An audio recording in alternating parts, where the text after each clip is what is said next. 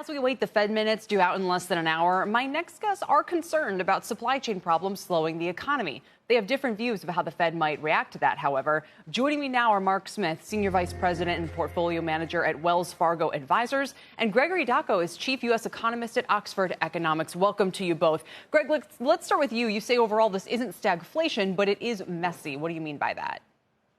Yeah, we think what we're seeing is really a messy environment in that we're seeing moderating expansion with sticky supply-driven inflation. That's a long acronym to essentially signal the fact that there is this ongoing imbalance between strong demand, still strong demand, and supply that's taking a bit longer to come up to that demand. So we're seeing that stickiness in inflation, something that is somewhat different from the pure transitory team, which is expecting inflation to fall back rapidly. And Mark, would you agree about the stickiness there? Does it contribute to your nervousness about the market overall? Yeah, I think that inflation could be here to stay for a while. You're seeing that many sectors are having inflation affect prices, and I think for a while to come, the consumer discretionary and all the energy stocks here.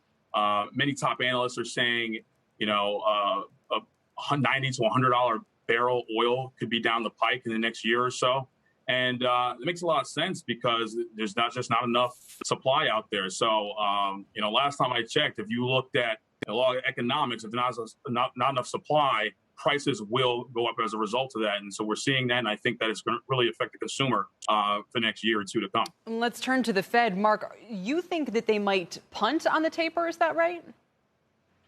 Yeah, they definitely could because of what's going on in the employment figures. You're saying that they're going into the holiday season, because of the supply disruptions all across the country, that it's going to affect businesses that want to hire for the holiday season. If you don't have items to sell in your store, why would you ramp up hiring to a big degree? And we've seen that the Fed has made top employment one of their key figures in tapering and raising rates. Mm-hmm.